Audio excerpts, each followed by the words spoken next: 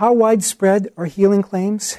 Well, if we start with some churches known for that emphasis, there have been major academic studies, and this is a good example of a place to start, of global Pentecostal and charismatic healing. This particular book was published by Oxford. In 2006, a Pew survey of Pentecostals and charismatics in just 10 countries called Spirit and Power.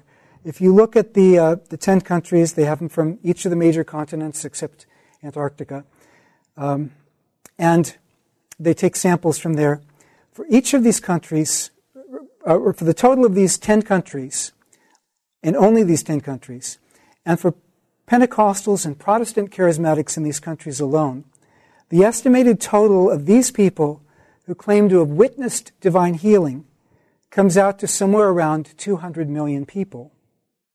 Now, keep in mind, this is just 10 countries. This is just Pentecostals and charismatics. More surprising, other Christians who are also included in the survey, somewhere around 39% of other Christians in these countries claim to have witnessed divine healings. So we may be talking about something like 1/3 of Christians worldwide who don't consider themselves Pentecostal or charismatic, who also claim to have witnessed divine healings. Many of them presumably more than once, although some others may have witnessed it only once in their lifetime. Even in the United States, in a Western country, a 2008 Pew Forum survey, 34% of Americans claim to have witnessed or experienced divine or supernatural healing. Now, those claims are not limited to Christians. There's some other movements that also claim it, although it seems to be most common in the U.S. among Christians, where we have more Christians than most other groups. So, the point in all this, though, is not what proportion of these claims actually involve divine activity or genuine miracles. The point is whether Hume can legitimately start from the premise that uniform human experience excludes miracles. How can you possibly say uniform human experience excludes miracles when you have at least 200 million counter-testimonies? You don't have to accept that they're all true, but unless you start with the premise that they're all false, you can't speak of human experience being uniform against miracles. That can't be your starting place. Moreover, it's not just people starting with Christian premises. Millions of non-Christians have been convinced and changed centuries of ancestral beliefs because of extraordinary healings. China was not in the above survey. It wasn't one of the 10 countries surveyed. But around the year 2000, a source from within the China Christian Council, which is affiliated with the Three South Church, estimated that roughly 50% of all new conversions in the previous 20 years, and there were a lot of conversions in those years, millions of conversions, roughly 50% of those were caused by what they called faith-healing experiences. Some estimates from within rural house churches go higher, closer to 90%. Now, I can't verify whether it's 50% or 90% or which part of the country had a higher percentage or whatever. But whatever the exact percentage was, we're probably talking about millions of people, starting with non-Christian premises, who were so convinced that what they had witnessed was something out of the ordinary, not just something that normally got better, not just something that got better with their traditional ways of doing things, that they were willing to change centuries of beliefs. A 1981 study, 10% of non-Christians in Madras, now called Chennai, reported that they had been healed when prayed for in Jesus' name. Now, again, with surveys, there's no way to... I can't verify, go back and re-interview all these people again.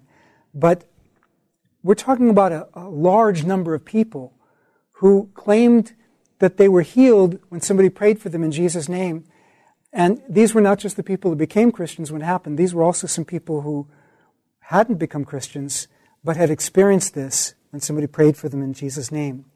One of my students at a seminary where I taught before, through prayer for the sick, his Baptist church grew from a handful to about 600 people, mostly converts from another faith. J.P. Moreland, who is a well-known evangelical scholar, pointed out that of the rapid evangelical growth in the past 3 decades, up to 70% of it was intimately connected with signs and wonders. And even before 3 decades ago, there was a very extensive thesis that was done at Fuller Seminary in 1981 by Christian DeWitt that I found just, he surveyed over 350 other theses and dissertations and found more than he could possibly use about miracles contributing to church growth around the world. Not exclusively, but most often, this seems to happen in dramatic ways in groundbreaking evangelism in relatively new areas. Now, God may answer prayer anywhere.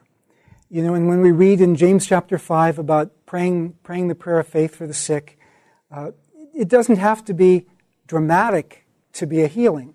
I mean, God can answer our prayer through medicine. God can answer our prayer gradually. It doesn't have to be something that's visible to count. And yet, it seems in areas of groundbreaking evangelism, the case is very similar to what you have in the Gospels and Acts, where you have miracles happening as signs. These are things that get people's attention to consider the claims of Christ. Sometimes they actually lead to persecution because people have no other way to shut you down. In the Bible, miracles sometimes did that. You could have different kinds of responses. But God especially does these dramatic signs, not exclusively, but especially in areas of groundbreaking evangelism. So we tend to see more of them where we go to share the gospel for the first time, which will fit a major theme in Matthew's gospel. This is also true in the past. Many church fathers claim to have been eyewitnesses of healings and exorcisms that were converting many polytheists. This was the leading cause of conversion in the 3rd and 4th centuries. You find it throughout history. I won't give many other examples. I'll just give this one. In the Korean revival, this was a prominent feature, especially the Korean revival of the early 1900s, mainly among Presbyterians. Many miracles, many healings and exorcisms were taking place. Many of the Western missionaries who were in Korea at the time, they said, well, you know, we don't really believe this. This is just the local Korean believers. We don't even believe in spirits. But we'll commission a study and that will solve it. To their surprise, the study concluded that the miracles had actually taken place, and some of the Western missionaries were converted to the views of the Korean Christians.